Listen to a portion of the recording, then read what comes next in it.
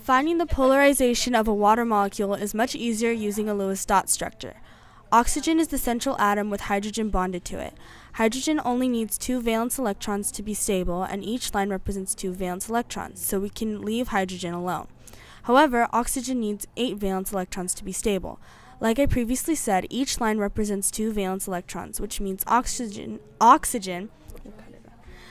already has 4 valence electrons. You have to add 4 more dots to show that it has 8 valence electrons. The electrons on top of the oxygen push the hydrogen down, showing its electron geometry bent. Since oxygen is more electronegative than hydrogen, you would draw the arrows or vectors pointing towards oxygen. Because of this, oxygen is partially negative and hydrogen is partially positive.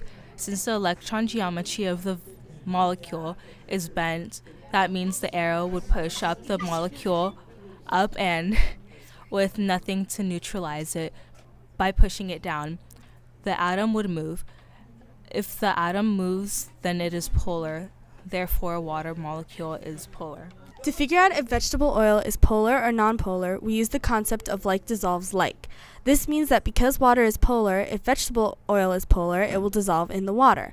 However, when we dropped oil into the beaker of water, it sat on top of it instead of dissolving. This means vegetable oil is nonpolar. The intermolecular force that holds water molecules together is a hydrogen bond. A hydrogen bond happens when a polar molecule of hydrogen bonds with either fluorine, oxygen, or nitrogen.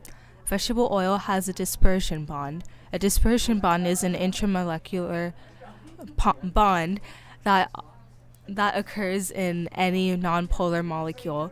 When we drop water onto the penny, we were able to fit 9 drops on it. When we did the same thing with the vegetable oil, we could only fit 4. This means that the hydrogen bond is stronger than the dispersion bond.